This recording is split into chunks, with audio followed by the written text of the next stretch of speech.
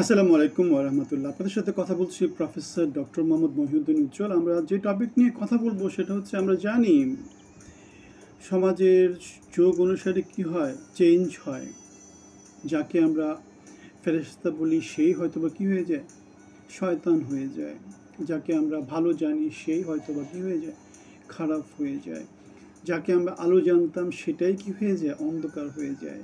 আমরা দেখেছি প্রতিদিন কি হয়, রাত হয়, প্রতিদিন দিন হয়। মানে সূর্য আর পৃথিবীর এই যে ইন্টারেকশন, এই ইন্টারেকশনের ফলে একই জিনিস কি হয়ে যায়, আলোটা কখনো অন্ধকার হয়ে যায়, অন্ধকারটা কখনো আলো হয়ে যায়।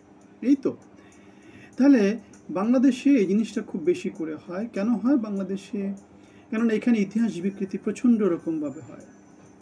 যেমন প্রফেসর ডক্টর মোহাম্মদ ইউনুসকে আমরা আগে জানতাম সুধী মহাজন, এখন তিনি হচ্ছেন গিয়ে বিশ্ব লেভেলের খেলোয়াড়।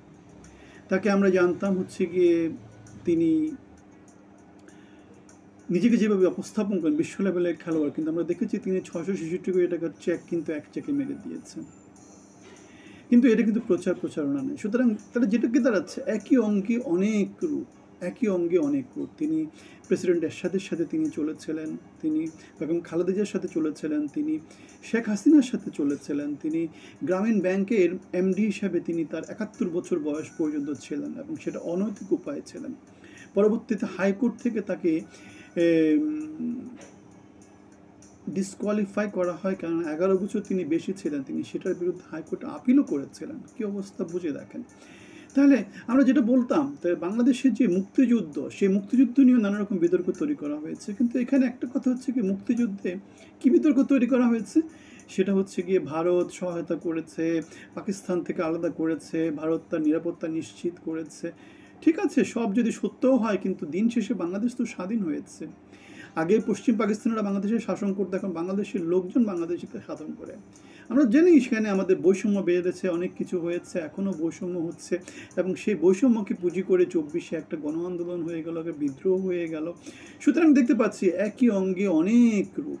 তাহলে আগে যেটাকে আমরা মুক্তিযুদ্ধ বলতাম, এখন 24-কে মুক্তিযুদ্ধের কথা বলা হচ্ছে নানাজন। কেননা যারা 71-এ বিরোধিতা করেছে, তারা আবার 24-এ যেহেতু অনেক দমনপীড়নের শিকার হয়েছে, তারা 24-এ প্রচণ্ড শক্তিশালীভাবে লড়াই করেছে। সুতরাং 24-এ তারা নতুন স্বাধীনতা অর্জন করেছে এবং তারা 71-কে ভুলিয়ে দিতে চায়। সুতরাং আমরা দেখতে পাচ্ছি যে যার যেখানে সুবিধা, সত্যিকার ইতিহাসটাকে আমরা লিখতে পারে না, বলতে পারে না, জানতে পারে না। কিন্তু এটা তো সত্য ইতিহাস যে 71-এ কেউ আমাদের পরাজিত শক্তি ছিল, 71-এ কেউ জয়ী হয়েছে, আবার 24-এ কেউ পরাজিত হয়েছে, কেউ জয়ী হয়েছে। কিন্তু স্বাধীনতার যে পতাকাটা, সেটা আমরা পেয়েছি কবে? সেটা আমরা পেয়েছি 71-এ, এবং সেটা আমাদের জাতি হিসাবে, মানচিত্র হিসাবে, একটা দেশ হিসাবে আমাদেরকে স্বীকৃতি দিয়েছে, যেখানে 9 মাসে 30 লক্ষ মা বোনের রক্তের বিনিময়ে, ইজ্জতের বিনিময়ে আমাদের সেটা অর্জিত হয়েছে। সুতরাং 24-কে কোনোভাবেই আমরা 21-এর সাথে, 24-কে কখনোই আমরা 71-এর সাথে তুলনা করতে পারি না। যদি কেউ করে থাকে, সেটা হচ্ছে শয়তান, তারা হচ্ছে খারাপ, তারা হচ্ছে অন্ধকারের লোক। 24-এর জায়গায় থাকবে, আর 71-এর জায়গায় থাকবে। 71 হচ্ছে মহান, 71 হচ্ছে আমাদের কাছে আলো, 71 হচ্ছে আমাদের কাছে আলো। যদিও 71 যারা নিয়ে এসেছে, তারা পরবর্তীতে 71-কে কলুষিত করেছে। এখন 24 যারা নিয়ে এসেছে, ছাত্র জনতা, আমি তাদের উপর বিশ্বাস রাখতে চাই।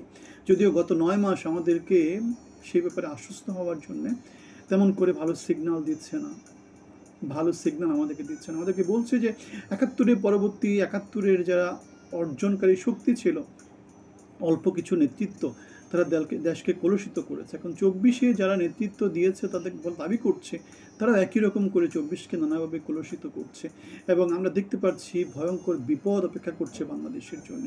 আপনারা কি বলেন? আপনাদের মতামতকে আমাদেরকে কমেন্টে জানাবেন। আমরা একটা ব্যানারের কথা বলি, যেটা হচ্ছে মানবিক বাংলাদেশ, জনগণের বাংলাদেশ। আপনাদেরকে আমাদের সাথে অংশী হওয়ার জন্য আমন্ত্রণ জানাচ্ছি। ভালো থাকবেন, ধন্যবাদ।